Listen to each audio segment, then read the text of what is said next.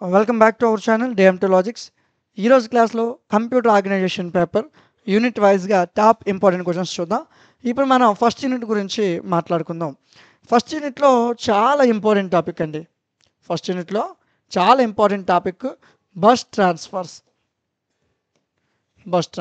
ఓకేనా? సో అసలు bus transfer అంటే ఏంటి? అసలు బస్సు అంటే ఏంటి? సో మనం డైలీ ట్రావెల్ చేస్తాం కదా బస్సు, సేమ్ అలాగే ఈ కంప్యూటర్స్లో కూడా ఒక ఆర్కిటెక్చర్ ఉంటుంది. దాన్ని బస్ ట్రాన్స్ఫర్ అంటారు. ఈ పేరు ఎందుకు వచ్చిందంటే బస్సు ఎలాగుంటుందో దీని యొక్క ఆర్కిటెక్చర్ కూడా అదే విధంగా ఉంటుంది. అందుకే దీనికి బస్ ట్రాన్స్ఫర్ అని పేరు వచ్చింది. In a computer architecture A bus transfer refers the process of moving data between different components in a system. ఇప్పుడు బస్సు ఏం చేస్తుంది? ఒక డెస్టినేషన్ నుంచి ఇంకొక డెస్టినేషన్, ఫర్ సపోజ్ విజయనగరం నుంచి విశాఖపట్నం వెళ్ళాలనుకుంది బస్సు. సో విజయనగరం నుంచి విశాఖపట్నంకి వెళ్ళడం మధ్యలో చాలాసార్లు అవుతుంది కదా. అంటే ఏంటి? దాంట్లో ఉన్న డేటాని సిస్టంలో ఉన్న వేరు కాంపోనెంట్స్ దగ్గరికి మూవ్ చేస్తుంది.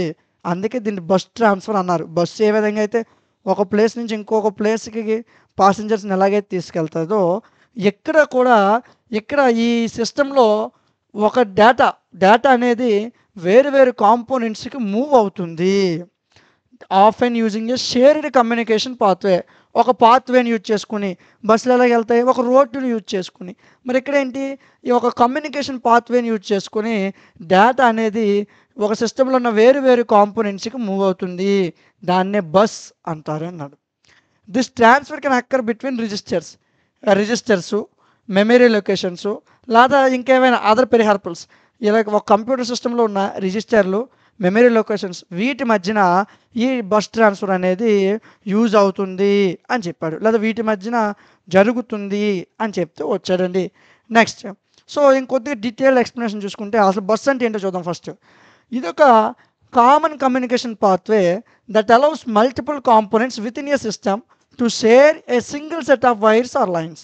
సో బస్ అంటే ఏం చెప్పాడంటే, మల్టిపుల్ కాంపోనెంట్స్, ఒక సిస్టంలో ఉన్న మల్టిపుల్ కాంపోనెంట్స్ అనేవి ఒకే సెట్ ఆఫ్ వైర్స్లో షేర్ అవ్వడం. ఇప్పుడు ఒకళ్ళేమో విజయనగరం నుంచి కొద్ది ముందుకెళ్ళి దిగిపోతారు, మరికొంతమంది ఇంకొద్ది ముందుకెళ్ళి దిగిపోతారు, ఇంకొంతమంది ఇంకొద్ది ముందుకెళ్ళి, అందరూ కూడా విశాఖపట్నం వరకు రారు కదా. విజయనగరంలో బస్సు ఎక్కాము, విశాఖపట్నంకి వెళ్తుంది ఆ బస్సు. సో విజయనగరం నుంచి విశాఖపట్నం మధ్యన చాలా దగ్గర బస్సు అవుతుంది. అంటే ఏంటి? ఒకే లైన్లో multiple components within a system, okay single set of wires, multiple components, ఒక సిస్టంలో మల్టిపుల్ కాంపోనెంట్స్ ఒక కామన్ కమ్యూనికేషన్ పాత్వేని అలౌ చేస్తాయి. దాన్నే బస్ అంటారు అని చెప్తూ వచ్చాడు. ఇట్స్ లైక్ ఏ హైవే అనుకుందాం, వేర్ డిఫరెంట్ వెహికల్స్, వేరు vehicles can travel to different destinations. వేరు వెహికల్స్ వేరు డెస్టినేషన్స్కి వెళ్తాయి. సో ఈ విధంగా ఒక ఎగ్జాంపుల్ చెప్పాడు బస్ అనే దానికి. ఓకే, సో ఇక్కడ చాలా టైప్ ఆఫ్ బస్సులు ఉంటాయి. ఫస్ట్ డేటా బస్ అంటే ఏంటి? డేటాని కాంపోనెంట్స్ మధ్యన ట్రాన్స్పోర్ట్ చేస్తుంది. నెక్స్ట్ అడ్రస్ బస్, ఇది మెమరీ లొకేషన్ని యాక్సెస్ చేస్తుంది. కంట్రోల్ సిగ్నల్స్ని క్యారీ చేస్తుంది, కోఆర్డినేట్స్ని యూజ్ చేసుకుని. కంట్రోల్ బస్ ఏం చేస్తుంది? కంట్రోల్ సిగ్నల్స్ని క్యారీ చేస్తుంది. సో 3 బస్సులు పక్కా రాయాలండి. ఓకేనా? ఇప్పుడు చూద్దాం అసలు బస్ ట్రాన్స్ఫర్ ఎలా పనిచేస్తుంది. సో మీకు అర్థమవడం కోసం ఈ విధంగా క్వశ్చన్ ఫార్మేట్లో చెప్పాను. మీరు రాసేటప్పుడు స్టార్ మార్క్స్ చేసి రాసుకోండి చాలు. వర్కింగ్ ఆఫ్ బస్ ట్రాన్స్ఫర్ అని రాసుకోండి. ఇలా రాయకూడదు ఎగ్జామ్లో. మీకు అర్థమవడానికి ఇలా రాశాను నేను. వర్కింగ్ ఆఫ్ బస్ ట్రాన్స్ఫర్ అని రాసుకోండి. అంటే క్వశ్చన్ ప్యాటర్న్లో రాయకూడదు ఆన్సర్ని. వర్కింగ్ ఆఫ్ బస్ ట్రాన్స్ఫర్ ఎలా పనిచేస్తుంది అలా రాసుకోండి హెడ్డింగ్. ఓకేనా? So when data needs to be transferred, ఎప్పుడైతే డేటా ట్రాన్స్ఫర్ అవ్వాలనుకుంటుందో, అంటే అక్కడ అవసరం ఉంది, డేటా అనేది ట్రాన్స్ఫర్ అవ్వాలి. The sending component places the data on to the bus. ఇప్పుడు ఇది ఒక బస్సు నాన్న. ఓకేనా? సో నేను పంపించేవాడిని, ఇక్కడెక్కడో రిసీవ్ చేసుకునేవాడు ఉన్నాడు. ఇది బస్సు. ఏంటంటే ఇప్పుడు నేను డేటాను ట్రాన్స్ఫర్ చేయాలి, నా దగ్గర ఉన్న డేటాను వీడికి ట్రాన్స్ఫర్ చేయాలి. అప్పుడు నేను ఏ డేటా నాకు అవసరమో, ఏ డేటాను అక్కడ పాస్ చేయాలో ఆ డేటాని ఈ బస్కి ఇచ్చేసాను. ఓకేనా? సో రిసీవింగ్ కాంపోనెంట్ వీడు ఎక్కడ ఉన్నాడు కదా, ఈ బస్సు ఈ స్టేషన్కి వచ్చినప్పుడు ఇతను ఏం చేస్తాడు? అందులో ఉన్న ఐటెంని రిసీవ్ చేసుకుంటాడు. ఇక్కడ అంతే. ఎప్పుడైతే ఇక్కడ ఉన్న డేటా అనేది బస్సు గుండా ట్రాన్స్ఫర్ అయిందో, రిసీవర్ అనేవారు రిసీవ్ చేసుకొని ఆ డేటాని రీడ్ చేస్తాడు. ఓకేనా? సింపుల్. మీరు ఏదైనా పార్సిల్ బస్సుకి ఇస్తారు కదా, సార్ విశాఖపట్నంలో ఇచ్చేయండి సార్ ఈ పార్సిల్ అని చెప్పి బస్సుకి ఇస్తారు కదా, ఒక అడ్రస్ ఇచ్చి. అంటే ఏంటి, ఇక్కడ నువ్వు పంపించేవాడివి, నువ్వేమవుతావు పంపించేవాడివి, నువ్వు సెండర్ అవుతావు, నువ్వు పంపిస్తున్నావు, అవతలు రిసీవ్ చేసుకుంటున్నారు. దేన్ని రిసీవ్ చేసుకుంటున్నారు? సమ్ పర్టికులర్ ఏదైనా ఒక పార్సిల్ని వాళ్ళు రిసీవ్ చేసుకుంటున్నారు. ఇక్కడ అంతే, నేను డేటాని పంపిస్తున్నాను బస్ ద్వారా, అవతల ఉన్న వాళ్ళు ఆ డేటాని రిసీవ్ చేసుకుంటారు, అంతే. Control signals on the control bus ensure that the transfer happens correctly and the right time. So ఇక్కడ కంట్రోల్ సిగ్నల్స్ ఏం చూపిస్తాయంటే ఆ బస్సుకు సంబంధించి కరెక్ట్ టైంకి కరెక్ట్గా ట్రాన్స్ఫర్ అయిందా లేదని చెప్తుంది. సో అవి కంట్రోల్ సిగ్నల్స్. నెక్స్ట్ చూద్దాం. ఇక్కడ బస్ ట్రాన్స్ఫర్లో రకాలు ఉన్నాయండి. సో ఇప్పుడు బస్ ట్రాన్స్ఫర్ ఎలా పనిచేస్తుందో చూసాం. బస్ ట్రాన్స్ఫర్ అంటే ఏం లేదు, బస్సు ఎలా పనిచేస్తుంది, నువ్వు ఒక పార్సిల్ ఇచ్చావు, వేరే వాళ్ళకి ఇమ్మని చెప్పావు, సెండర్ నువ్వు, అవతలు తీసుకునేవాడు రిసీవర్, మధ్యలో ఏముంది, బస్సు ఉంది, అంతే, అలా పనిచేస్తుంది ఇది. ఓకేనా? నెక్స్ట్ బస్ ట్రాన్స్ఫర్లో టైప్స్ అడిగాడు. రిజిస్టర్ టు రిజిస్టర్ ట్రాన్స్ఫర్ అంటే డేటా ఒక రిజిస్టర్ నుంచి ఇంకొక రిజిస్టర్కి మూవ్ అవుతుంది సిపియులో లేదా ఇంకేమైనా కాంపోనెంట్స్లో. మెమరీ టు రిజిస్టర్ డేటా అనేది మెమరీ నుంచి రీడ్ చేసుకొని ఆ రిజిస్టర్లో ఉన్న ఇంకొక ప్లేస్కి వెళ్తుంది. రిజిస్టర్ టు మెమరీ రిజిస్టర్లో డేటాని పేస్ట్ చేసి తర్వాత మెమరీ లొకేషన్కి వెళ్తుంది. ఆ తర్వాత ఏంటి, పెరిహార్పల్ టు మెమరీ అంటే డేటా అనేది ఒక పెరిహార్పల్ డివైస్ అంటే లేదా ఏదైనా అవుట్ సైడ్ డివైస్ నుంచి మెమరీకి ట్రాన్స్ఫర్ అవుతుంది. ఓకేనా? సో సింపుల్, ఇవి పెద్ద కష్టమేం కాదు. ఓకే, జాగ్రత్తగా గుర్తుపెట్టుకోండి. సో ఏమైనా కష్టంగా అనిపించిందండి? ఇప్పుడు ఇందులో ఉన్న బెనిఫిట్స్ చూద్దాం మనం. ఎఫిషియన్సీ. ఇప్పుడు నువ్వు వైజాగ్ పార్సిల్ పంపించాలి, నువ్వు వెళ్ళాలంటే ఎంత టైం ఖర్చు అవుతుంది, మనీ ఖర్చు అవుతుంది, టైం ఖర్చు అవుతుంది. అదే బస్ ద్వారా పంపించావు పార్సిల్, అప్పుడు నీకు తక్కువ మనీలో టైము సేవ్ అవుతుంది, పని అయిపోతుంది. ఇక్కడ అంతే, ఈ బస్ ట్రాన్స్ఫర్ వలన డేటా అనేది మల్టిపుల్ కాంపోనెంట్స్ మధ్యన ఈజీగా ట్రాన్స్ఫర్ చేయొచ్చు. దీన్ని బట్టి యూజ్ చేసే wires number of wires reduce అవుతాయి. Flexibility. So same bus can be used to connect various components. ఇప్పుడు బస్సు మీద నీ ఒకటి పార్సిల్ వెళ్తుందా, మిగతా వాళ్ళ పార్సిల్ కూడా వెళ్తాయి కదా. అంటే ఈ బస్ ట్రాన్స్ఫర్ వలన ఒకే బస్సు వేరియస్ కాంపోనెంట్స్తో కనెక్ట్ అవుతుంది. స్కేలబిలిటీ. కొత్త కాంపోనెంట్స్ యాడ్ చేసుకోవచ్చు. ఇప్పుడు ఒక బస్సు పార్వతీపురం నుంచి వైజాగ్ వెళ్తుంది అనుకుందాం, పార్వతీపురం దగ్గర పార్సిల్ ఎక్కించుకుంటుంది, అదేవిధంగా విజయనగరం దగ్గర కూడా పార్సిల్ ఎక్కించుకుంటుంది. అంటే ఇక్కడ కొత్త కాంపోనెంట్స్ కొత్త ప్లేసెస్లో యాడ్ అవుతూ ఉంటాయి వితౌట్ సిగ్నిఫికెంట్లీ చేంజింగ్. ఈ బస్సు యొక్క ఇన్ఫ్రాస్ట్రక్చర్ చేంజ్ చేయకుండా కొత్త కాంపోనెంట్స్ దీనికి యాడ్ అవుతూ ఉంటాయి, అంటే స్కేలబిలిటీ పెరుగుతుంది. సో ఇందులో ఉన్న లాస్ట్ చూద్దాం. ఇంప్లిమెంటేషన్ ఆఫ్ బస్ సిస్టమ్ మల్టీప్లెక్సర్స్ని ఇంప్లిమెంట్ చేయడం. సో ఇక్కడ ఏదైతే సోర్స్ అనేది ఉందో, ఈ బస్సులో డేటా ఉంది కదా, దానికి సంబంధించిన సోర్స్ మనకి multiplexer can be used to select the source. A source select చేయాలో చెప్పేది మల్టీప్లెక్సర్. ఓకే, సో బస్సు మీద సమ్ డేటా నువ్వు పంపిస్తున్నావు, ఆ డేటాకి సంబంధించిన సోర్స్ ఉంటుంది, అది ఏ సోర్స్ని సెలెక్ట్ చేసుకోవాలో చెప్పేది మల్టీప్లెక్సర్. దానికి సంబంధించిన బస్ స్ట్రక్చర్ అండి ఇదంతా. ఓకేనా? ఇన్పుట్ నేను ఇచ్చాను, ఇది బస్సు, ఇక్కడ అవుట్పుట్ రిసీవ్ తీసుకున్నాను. ఓకే, ఇది ఇన్పుట్ అయితే ఇది అవుట్పుట్ అవుతుంది, లేదా ఇది ఇన్పుట్ అయితే అది అవుట్పుట్ అవుతుంది, అటు నుంచి ఇటు ఇచ్చాడు. ఇది బస్ స్ట్రక్చర్. సో ఏమైనా కష్టంగా ఉందా? ఇది ఏమైనా కష్టంగా ఉందా? ఒక 10 నిమిషాలు జాగ్రత్తగా నేర్చుకుంటే అయిపోయింది. ఏం లేదు, బస్ ట్రాన్స్ఫర్ అంటే బస్సును గుర్తుపెట్టుకో, ఒక పార్సిల్ని ఇంకో దగ్గర తీసుకెళ్తుంది. సమ్ ఏ అనే ప్లేస్ నుంచి బి అనే ప్లేస్కి బస్ పార్సిల్ తీసుకెళ్తుంది, అది గుర్తుపెట్టుకో, వస్తుంది క్వశ్చన్. ఇక్కడ సేమ్ డేటాని తీసుకెళ్తాయి అంతే. What are 3 state bus buffers? చాలా ఇంపార్టెంట్ క్వశ్చన్ అండి ఇది. 3 స్టేట్ బస్ బఫర్స్. సో ఇక్కడ బస్ సిస్టంలో 3 స్టేట్ బస్ బఫర్ అనేది చాలా కామన్గా యూజ్ చేసే ఫ్యూచర్ అని చెప్పాడు. ఇక్కడ 3 స్టేట్ బస్ బఫర్ అంటే ఎన్ని గేట్లు ఉంటాయి? 3 స్టేట్ గేట్స్ ఉంటాయి. సో 3 స్టేట్ గేట్స్ నీకు ఇచ్చాడు. ఇది ఎక్స్ట్రా అనేది రాయక్కర్లేదు, ఇక్కడ ఏదైతే ఉందో దాన్ని రివర్స్లో చెప్పాడు. ఇక్కడ ఫస్ట్ స్టేట్ 3 స్టేట్స్ ఉంటాయి అన్నాడు. 3 స్టేట్స్ అంటే రాష్ట్రాలు కాదండి. ఓకేనా? సో 3 స్టేట్లలో ఉంటుంది. First state equivalent to logic 1 అంటే లాజికల్ గేట్స్ ప్రకారం లాజిక్ 1 అంటే ట్రూ అని అర్థం, లాజిక్ 0 అంటే ఫాల్స్ అని అర్థం. ఓకేనా? ఇది గుర్తుపెట్టుకోండి, లాజిక్ 1, 0 అని కాదు. ఒక స్టేట్ అనేది ట్రూ అయిందనుకో అదొకటి, రెండోది ఒక స్టేట్ అనేది ఫాల్స్ అయిందనుకో అదొకటి. హై ఇంపిడెన్స్ స్టేట్ అంటే మనకి యాక్చువల్గా అయితే ట్రూ అవ్వాలి లేదా ఫాల్స్ అవ్వాలి. ఇప్పుడు ట్రూ లేదు, ఫాల్స్ లేదు, అంటే పూర్తిగా కనెక్షన్ లేదు, డిస్కనెక్ట్ అయిపోయింది. దాన్నే హై ఇంపిడెన్స్ స్టేట్ అంటారు. చూసుకో, 3 స్టేట్లో ఫస్ట్ స్టేట్ ఏంటంటే ట్రూ అవ్వాలి, రెండోది ఫాల్స్ అవ్వాలి, మూడోది పూర్తిగా కనెక్షన్ లేదు, డస్ నాట్ కనెక్ట్ అని అర్థం. ఓకేనా, సర్క్యూట్స్ కనెక్ట్ అవ్వట్లేదని. సో ఇక్కడ 2 ఇన్పుట్స్ ఉంటాయి, ఒకటి నార్మల్ ఇన్పుట్, ఇంకోటి control input. Okay, so control input ఏం చేస్తుందంటే అవుట్పుట్ని చూపిస్తుంది 3 స్టేట్ గేట్స్ దగ్గర. Control input is equal to 1, 1కి ఈక్వల్ అయిందనుకో దాని యొక్క అవుట్పుట్ నార్మల్ ఇన్పుట్ అని అర్థం. కంట్రోల్ ఇన్పుట్ అనేది 0 అయిందనుకో ఆ గేట్ అనేది హై ఇంపిడెన్స్ స్టేట్కి వెళ్ళిపోతుంది, అంటే అక్కడ పూర్తిగా డిస్కనెక్షన్ అయిపోతుంది, కనెక్షనే పూర్తిగా ఉండదు. చూసుకో, వాల్యూ 1 అయిందనుకో అవుట్పుట్ అనేది నార్మల్ ఇన్పుట్ కింద వస్తుంది బయటికి. కంట్రోల్ ఇన్పుట్ 0 అయిందనుకో పూర్తిగా కనెక్షన్ అయిపోతుంది, డిస్కనెక్షన్ అయిపోతుంది. సో ఇప్పుడు ఒక ఎగ్జాంపుల్, ABCD అనే ఒక 4 రిజిస్టర్స్ తీసుకొని ఒక 3 స్టేట్ బస్సుని కన్స్ట్రక్షన్ చేద్దామని చెప్పాడు. ఓకేనా, సో ఇక్కడ 4 3 స్టేట్ గేట్స్, ఇవి 3 స్టేట్ గేట్సే, కానీ ఎన్ని గేట్లు? 4 గేట్లు, ABCD 4 గేట్లు ఉన్నాయి. ప్రతిదీ కూడా each bit whose outputs are connected together to form a single line of common bus. ఈ 4 అంటే ఒక బస్సుకు 4 పార్సిల్ వేశారు అంతే, అది గుర్తుపెట్టుకోండి. 4 పార్సిల్, 4 3 స్టేట్ బస్ అన్నాడు ఇక్కడ, అంటే 4 కూడా 300 గ్రాములు అనుకో, ప్రతిదీ కూడా 300 గ్రాములు, 4 పార్సిల్ ఒకే బస్సుకి వేశారు, అలా గుర్తుపెట్టుకో. 4 3 స్టేట్ గేట్స్, 4 గేట్స్ ఉన్నాయి, ప్రతి అవుట్పుట్ కూడా ఒక కామన్ బస్కి కనెక్ట్ అయ్యి ఉంది. ఇదిగోండి దాని పిక్చర్ చూడండి, ఇదిగోండి 4 ఉన్నాయా, 4 కామన్గా ఒక బస్సు లైన్కే కనెక్ట్ అయి ఉన్నాయి. ఓకేనా, సో చూద్దాం. Each gate has control input, ప్రతి దానికి కూడా ఒక కంట్రోల్ ఇన్పుట్ ఉంది, ప్రతి దానికి కూడా ఒక కంట్రోల్ ఇన్పుట్ అనేది ఉంది అని చెప్తూ వచ్చాడు. సో చూద్దాం.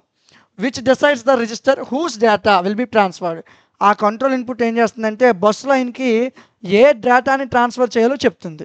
ఓకేనా, the control input of only 1 gate, ఒకే టైంలో ఒకే గేట్కి సంబంధించిన కంట్రోల్ ఇన్పుట్ మాత్రమే యాక్టివ్లో ఉంటుంది. మిగతా గేట్స్ అన్నీ కూడా హై ఇంపిడెన్స్ స్టేట్లో, అంటే ఒకటి పనిచేసింది అనుకో, ఒక గేట్ యాక్టివ్లో ఉందనుకో మిగతా 3 గేట్స్ కూడా డిస్కనెక్ట్ అయి ఉంటాయి. ఓకేనా, to ensure that control input of control input of only single gate is active at a time. ఒకే టైంలో ఒక సింగిల్ ఇన్పుట్ మాత్రమే యాక్టివ్లో ఉంటుంది. ఇక్కడ డీకోడర్ని యూజ్ చేస్తామని చెప్పాడు అంతే.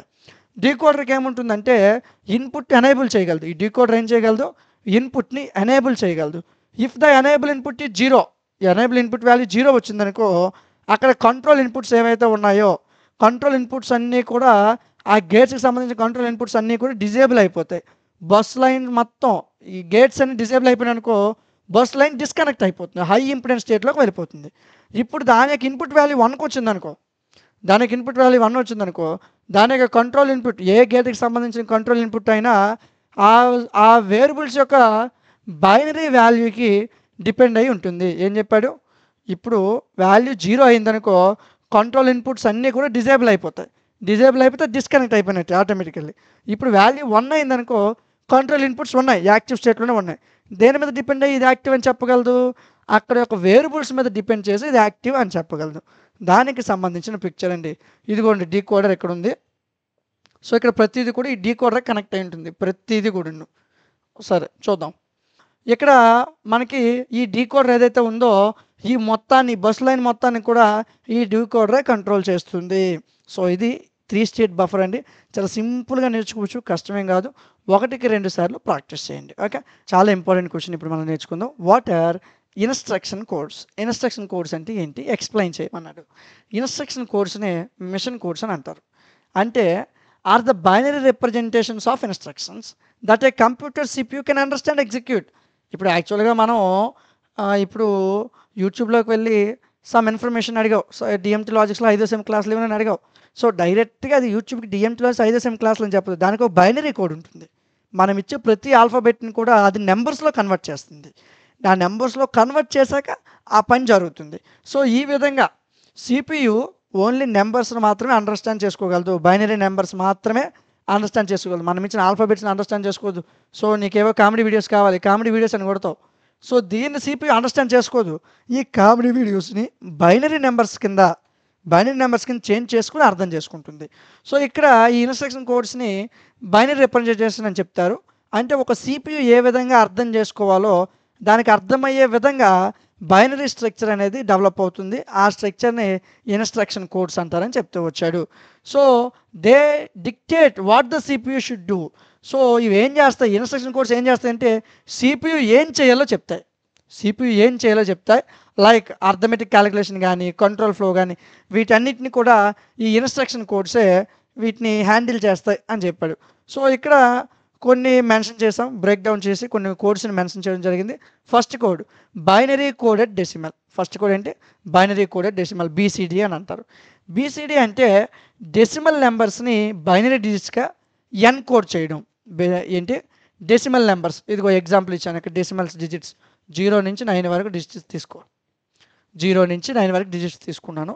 సో ఒకసారి చూడండి, బీసీడీ అంటే ఏంటి, సింపుల్ డెసిమల్ నెంబర్స్ని బైనరీ డిజిట్స్ కింద ఎన్కోడ్ చేస్తుంది, అంటే కన్వర్ట్ చేస్తుంది అంతే. ఓకేనా. సో ఇప్పుడు డెసిమల్ నెంబర్స్ 0 నుంచి 9 వరకు నెంబర్స్ తీసుకున్నాను. ఇది 4 బిట్ బైనరీ నెంబర్ అనుకున్నాను. సో ఇప్పుడు ఇది మొత్తం మీకు తెలియాలంటే ఫస్ట్ ఈ పిక్చర్ మీద మీకు ఐడియా ఉండాలి. ఓకే. 0 అని ఎప్పుడు కూడా 8 బిట్ కదా, గుర్తుపెట్టుకోండి. 8 బిట్ అంటే ఎలా అంటే 2 పవర్ 0, 2 పవర్ 1, 2 స్క్వేర్, 2 క్యూబ్ ఇలా ఉంటుంది 8 బిట్. 2 పవర్ 0 వాల్యూ ఎంత అండి 1, 2 పవర్ 1 వాల్యూ ఎంత అండి 2, 2 స్క్వేర్ వాల్యూ ఎంత అండి 4, 2 క్యూబ్ వాల్యూ ఎంత అండి 8. ఓకే. సో ఇది 4 బిట్ అండి, 8 బిట్ కాదు, సారీ. ఎందుకంటే ఇక్కడ ఎన్ని ఉన్నాయి, 4 ఉన్నాయి. ఇది 4 బిట్ అండి. సో 4 బిట్ వాల్యూస్ని ఈ విధంగా తీసుకుంటారు. 1 2 4 8, ఇదిగోండి 1 2 4 8. అసలు ఈ 1 2 4 8 వచ్చి ఎందుకు వచ్చిందో తెలియకపోతే ఈ నెంబర్స్ ఏవి నీకు అర్థం కాదు. ఓకేనా, ఇది తెలియాలి ముందు. ఇది ఎలా చేస్తామంటే 4 బిట్ కదా, 2 పవర్ 0, 2 పవర్ 1, 2 స్క్వేర్, 2 క్యూబ్ ఇలా తీసుకోవాలి వాల్యూస్ని.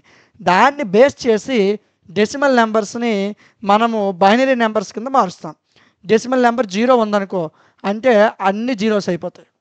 డెసిమల్ నెంబర్ 1 ఉందనుకో, డెసిమల్ నెంబర్ 1 ఉంది గుర్తుపెట్టుకో. 1ని ఎలా రాస్తామంటే రాసేటప్పుడు అటు నుంచి ఇటు రాయాలి, ఇటు నుంచి అటు కాదు, అటు నుంచి ఇటు రాయాల్సి ఉంటుంది.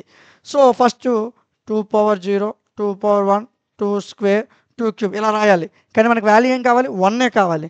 2 పవర్ 0 వాల్యూ ఎంత అండి, 2 పవర్ 0 వాల్యూ 1 కదా. సో మనం ఏం చేసుకుంటామంటే ఇక్కడ 1 రాసుకుంటాం. 1 కావాలి, మిగతా అవసరం లేదు. సో మిగతావన్నీ జీరోలు అయిపోతాయి ఆటోమేటికల్గా. అంటే వాల్యూ ఎంత 001 సరిపోయింది, సారీ 0001 సరిపోయిందా. ఇది మీకు అనవసరం, ఎక్కడి వరకు చూడండి, ఆ తర్వాత చెప్తాను. ఓకే. సో 0001 సరిపోయిందా. ఇప్పుడు 2కు చూద్దాం. నేను ఒక 2 చెప్తాను, మిగతా మీకు అర్థమైపోతాయి ఆటోమేటికల్గా. ఇప్పుడు 2కు చూద్దాం. ఇక్కడ 2 పవర్ 0 వాల్యూ ఎంత అండి 1, 2 పవర్ 1 వాల్యూ ఎంత అండి 2. ఇప్పుడు ఈ రెండింటిని కలిపితే ఎంత అయిపోతుంది 3 అయిపోతుంది. కానీ నాకు 2 మాత్రమే కావాలి. అప్పుడు నేను ఏం చేస్తానంటే 2 పవర్ 1 మాత్రం ఉంచుకొని మిగతావి జీరోల కింద రాస్తాను. 2 పవర్ 1 ఇక్కడ 1 రాసుకోవాలి, 2 కాదు. 2 పవర్ 1 వాల్యూ 2 కదా. సో బైనరీ నెంబర్స్ ఎప్పుడు 0తో కానీ 1తో కానీ ఇండికేట్ చేయాలి, ఇంకే నెంబర్ రాయకూడదు. 0 కానీ 1 కానీ. అంటే ఇప్పుడు 8 అనుకున్నాను అనుకోండి, నాకు 8 కావాలా. 8 నేను ఎలా రాయొచ్చు, 2 క్యూబ్ వాల్యూ ఎంత అండి 8. సో ఇక్కడ 1 రాసుకొని మిగతా జీరోలు రాసేవచ్చు. 1000 అని అర్థం కాదు, 8 అని అర్థం ఇది బైనరీ డిజిట్లో. ఓకేనా. సో చూద్దాం ఇప్పుడు మనం 1కి చూసాం, 2కి చూద్దాం. 2కి ఏంటి 2 పవర్ 1 దగ్గర 1 రాసుకున్నాను, మిగతా జీరోలు. 2 పవర్ 1 వాల్యూ ఎంత 2 కదా, సరిపోయిందా 0010. ఇప్పుడు 3కి రాద్దాం. 3కి రాయండి మీరు, 3కి ట్రై చేయండి. 2 పవర్ 0 వాల్యూ 1, 2 పవర్ 1 వాల్యూ ఎంత అండి 2 కదా. సో అంటే ఇక్కడ కూడా 1 రాశాను. ఇక్కడ 1 + 1 అని లెక్కెట్టకూడదు. 2 పవర్ 0 వాల్యూ 1, 2 పవర్ 1 వాల్యూ 2, ఈ రెండింటిని కలిపితే ఎంత అవుతుంది 3 అవుతుంది. సో మిగతావి జీరోసే. 1 ఉంది కదా సార్ 2 అవుతుందని కన్ఫ్యూజ్ అవుతారు చాలామంది. ఈ వాల్యూస్లో మనం లెక్క పెట్టాలి. 2 power 0 value 1, 2 power 1 value 2. So 1 + 2 3. ఇక్కడ రాసేటప్పుడు 1లు కానీ 0లు కానీ రాయాలి, ఇంకేం రాయకూడదు. ఓకేనా. 3కి 0011. నెక్స్ట్ చూద్దాం, 4కి చూద్దాం. ఇప్పుడు 4 ఇక్కడ ఎక్కడ కరెక్ట్గా 4 సాటిస్ఫై అవుతుంది, 2 స్క్వేర్ దగ్గర 4 వచ్చేస్తుంది కదా. అంటే ఇక్కడ ఒక్క దగ్గర మాత్రం 1 రాయి, మిగతావన్నీ జీరోలే. సరిపోయిందా. ఓకేనా. నెక్స్ట్ చేద్దాం, 5ని చేద్దాం. సో ఇది ఒక్కటి మీకు అర్థమైపోతే ఈ చాప్టర్ అంతా అర్థమైపోద్ది. 5 2 పవర్ 0 వాల్యూ ఎంత 1, ఈ 5 డిలీట్ చేసేయండి, చేసే. 2 పవర్ 0 వాల్యూ ఎంత 1, నాకు 5 కావాలి. 1 + 4 కలిపితే 5 అయిపోతుంది కదా. 2 స్క్వేర్ని కలిపాను 4, అంటే ఈ రెండు ప్లేసుల్లో 1 1 రాసుకో, మిగతావి జీరోలు. 0101. ఓకేనా. సో ఈ విధంగా ఒక డెసిమల్ నెంబర్ని బైనరీ కోడ్ కింద ఇలా కన్వర్ట్ చేస్తాం మనం. సో నెక్స్ట్ ఇప్పుడు ఏంటి 6 చూద్దాం. 6ని ఎలా రాయగలం, 2 పవర్ 1 ఎంత 2, 2 స్క్వేర్ అంతా 4, 4 + 2 6 సో అంటే ఈ రెండింటి దగ్గర ఒకటి రాసుకో, మిగతా జీరోలే. సరిపోయిందా? సరిపోయిందా? నెక్స్ట్ 7 రాద్దాం. 7 ఎలా రాయాలి చూడండి. 7ని ఎలా రాయాలి? 2 power 1 1, 2 square 4, 2 power 0 1. So sorry 2 power 1 2 అండి. 1 + 2 + 4 ఎంత అవుతుంది? 7 అంటే ఈ 3 ఒకట్లు రాసుకో, ఇది 0. వాల్యూని ఒకట్లు జీరోలు చూపిస్తాం. మనకు గుర్తుండాల్సింది 2 పవర్ 0, 2 పవర్ 1, 2 పవర్ 2, 2 క్యూబ్. ఈ వాల్యూస్ గుర్తుంటే ఒక డెసిమల్ని బైనరీ కోడ్ కింద ఎలా మార్చాలో మనకు అర్థమవుద్ది. బైనరీ కోడ్ని XS3 కోడ్ కింద ఎలా మార్చాలో చూద్దాం, గాబరం లేదు. ఫస్ట్ ఇది నేర్చుకుందాం. ఈ 8ని ఈ 9ని మీరు చేయండి. 7 నేను చెప్పాను, 2 మీకు ఇచ్చాను చేయమని. ఓకేనా? సరే, ఇప్పుడు ఇది బాగా అర్థమైంది కదా. ఇప్పుడు దీన్ని బట్టి మీకు ఎక్స్ప్లెయిన్ చేస్తాను. ఓకే, డిజిట్ 0 నుంచి 9 వరకు రిప్రజెంట్ చేయబడింది. ఇది 4 bit binary number. For example decimal number 3 తీసుకున్నాను. 3ని నేను ఎలా చేయాలి? 4 బిట్ అంటే 4 అక్షరాలు, సారీ 4 అంకెలు ఉండాలా. ఓకేనా? 3 కావాలా? 3 కావాలన్నా నేను బుర్రలోకి రావాల్సింది 2 పవర్ 0, 2 పవర్ 1, 2 స్క్వేర్, 2 క్యూబ్ ఇలాగే ఉండాలి.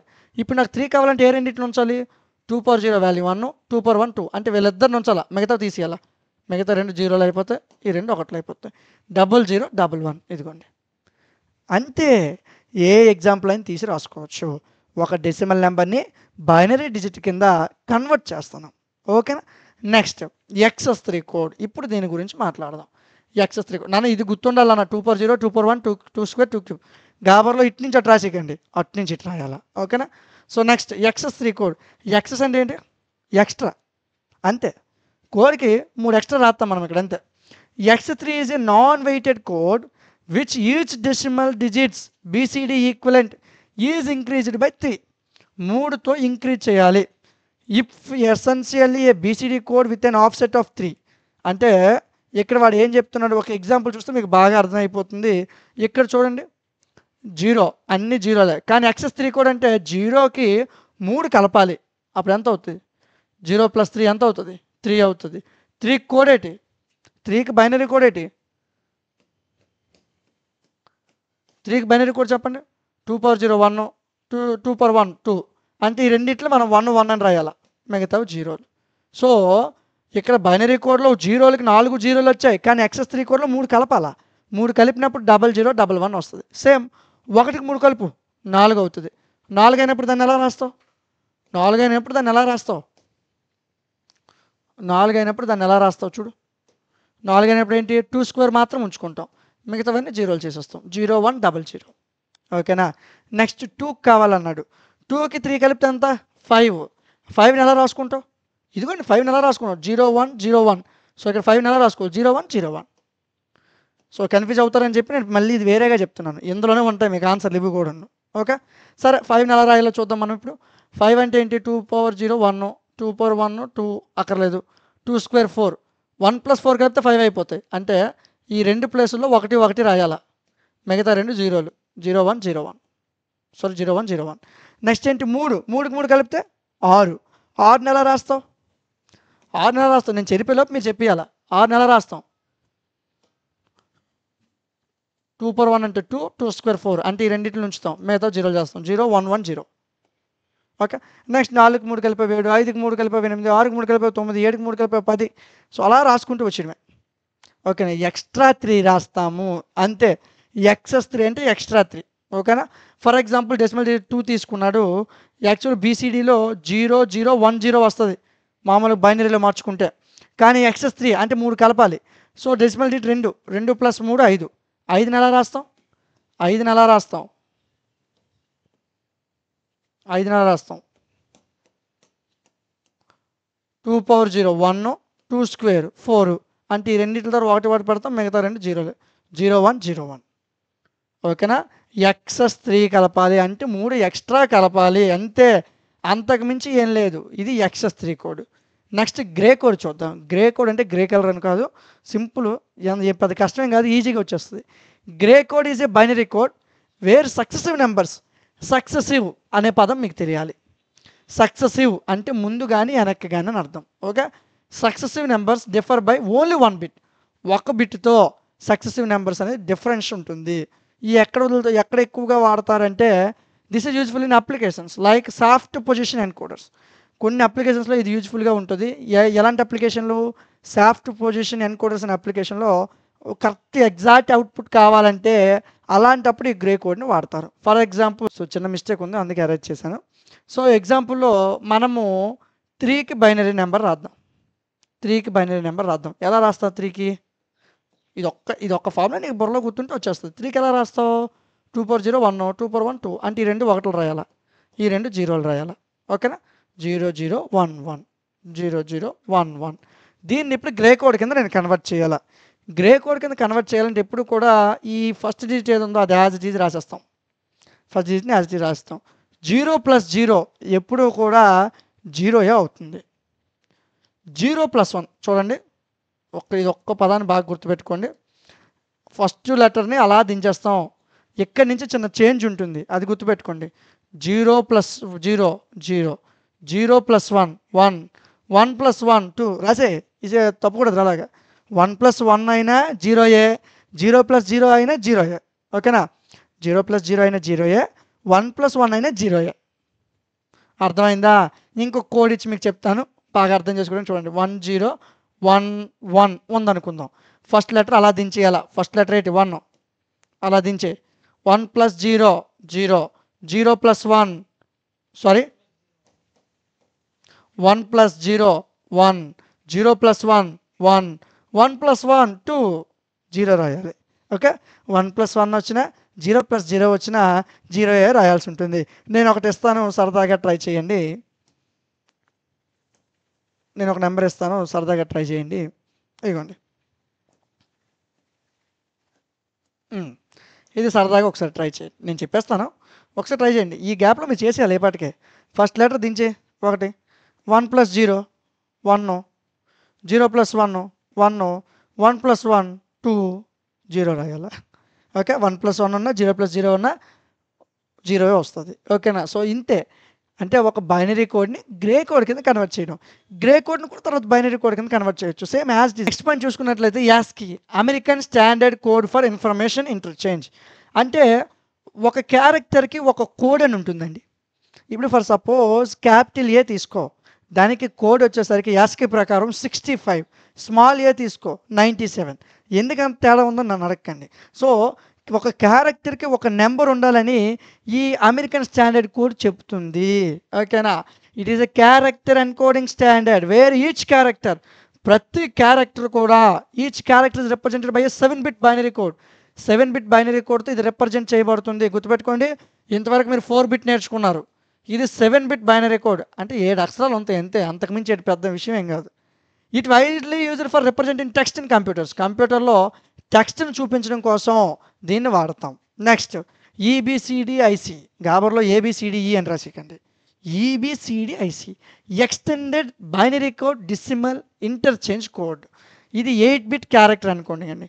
ఎక్స్టెండ్ అంటే ఏంటి? పెంచడం, అంటే అంతకుమించి ఎట్లేదు. ఎక్స్టెండ్ అంటే పెంచడం. అంటే 7-bit కోడ్ని 8-bit క్యారెక్టర్ ఎన్కోడింగ్ కింద మారుస్తుంది. Primarily used on IBM main frame system. IBM main frame సిస్టమ్స్లో దీన్ని బాగా వాడతారని చెప్పాడు. It provides a wider range of characters and control codes compare to ASCII. యాస్కీతో కంపేర్ చేసుకుంటే దానికన్నా ఇది బాగా డెవలప్ చేస్తుంది, బాగా వర్క్ చేస్తుంది. ఎందుకు? దాని నుంచి దీన్ని ఎక్స్టెండ్ చేశారు, అందుకే ఇది ఇంకా బాగా పనిచేస్తుంది యాస్కీ కన్నా. Explain about shift micro operations. ఏంటి? షిఫ్ట్ మైక్రో ఆపరేషన్స్ అంటే షిఫ్ట్ అవ్వడం, ఒక ప్లేస్ నుంచి ఇంకో ప్లేస్కి షిఫ్ట్ అవ్వడం అంతే. Shift micro operations are fundamental digital logic operation that move. Bits move అవ్వడం విత్ ఇన్ ఏ రిజిస్టర్. ఒక రిజిస్టర్లో ఉన్న బిట్స్ అనేవి మూవ్ అవ్వడం, షిఫ్ట్ అవ్వడం. Okay? Typically left or right, left side shift అవ్వడం లేదా రైట్ సైడ్ షిఫ్ట్ అవ్వడం.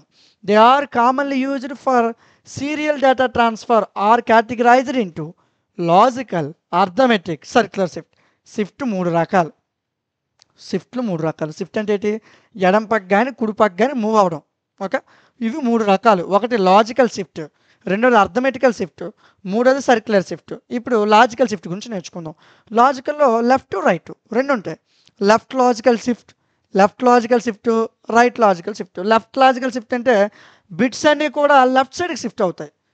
ఏదైతే బిట్స్ అన్ని లెఫ్ట్ సైడ్కి షిఫ్ట్ అవుతాయో ఆ మిగతా ఖాళీని 0తో మనం క్లోజ్ చేసేస్తాం. ఆ వేకేటెడ్ పొజిషన్స్ ఏవైతే ఖాళీ పొజిషన్లు ఉన్నాయో జీరోతో ఫిల్ చేస్తాం. ఎగ్జాంపుల్ చూస్తే నీకు అర్థమైపోద్ది. ఎగ్జాంపుల్ చెప్తాను, ఒక్క నిమిషం ఆగండి.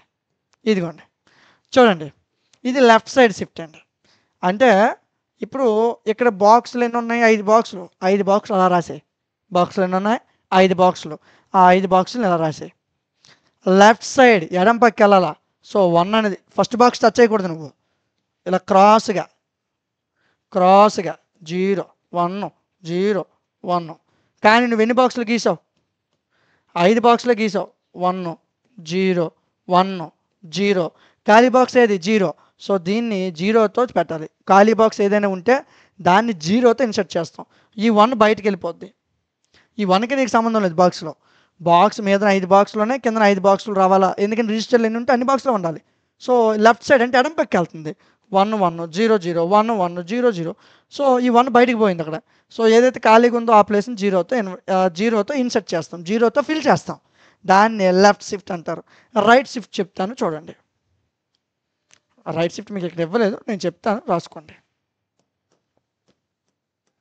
ఓకే, రైట్ సైడ్ అనుకోండి, కిందను కూడా 5 బాక్సులే గీయాలా.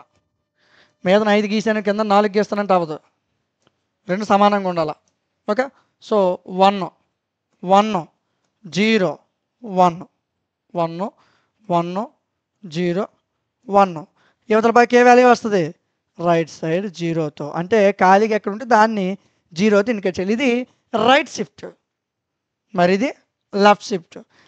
ఒక గాలేసింది ఎడం పక్క అన్నీ వెళ్ళిపోయినాయి, దాన్ని లెఫ్ట్ షిఫ్ట్ అంటారు.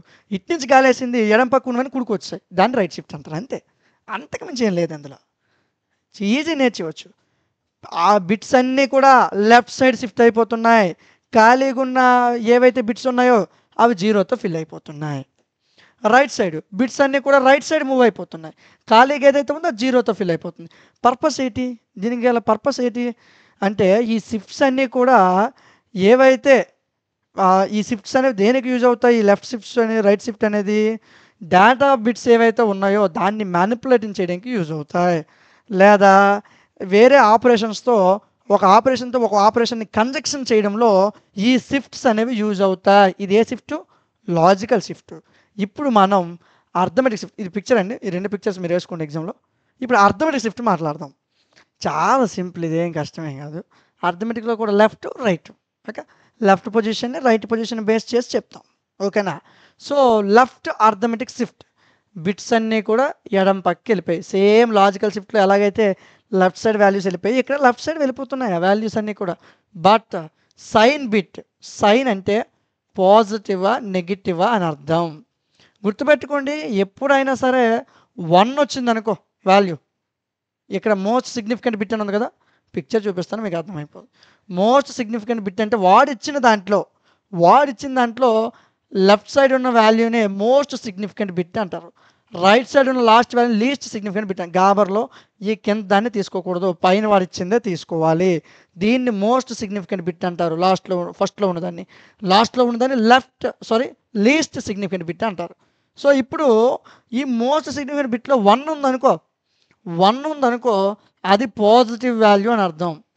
ఇక్కడ 0 ఉందనుకో అది నెగిటివ్ వాల్యూ అని అర్థం. అంతే, 1 ఉంటే పాజిటివ్, 0 ఉంటే నెగిటివ్. అదే చెప్పాడు ఇక్కడ, అంతకు మించి ఎట్లేదు.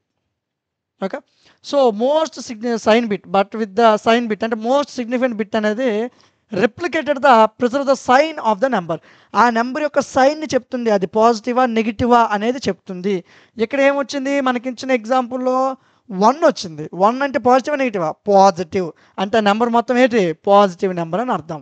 ఇప్పుడు రైట్ అర్థమెటిక్ బిట్ని మనం చూద్దాం. రైట్ అర్థమెటిక్ బిట్ని మనం ఇప్పుడు చూద్దాం. బిట్స్ అన్నీ కూడా రైట్ సైడ్ షిఫ్ట్ అయ్యాయి. సేమ్ రైట్ సైడ్ షిఫ్ట్ అయినప్పుడు కూడా ఆ సైన్ బిట్టే ఆ టోటల్ నెంబర్ యొక్క సైన్ ఏంటి అనేది చెప్తుంది. సేమ్ రైట్ సైడ్ 1 ఉందనుకో, ఇక్కడ మనం ఏం చెప్పాము? లెఫ్ట్ సైడ్ని చూసాం, లెఫ్ట్ సైడ్ బిట్ కాబట్టి ఇది మిగిలింది మనకి.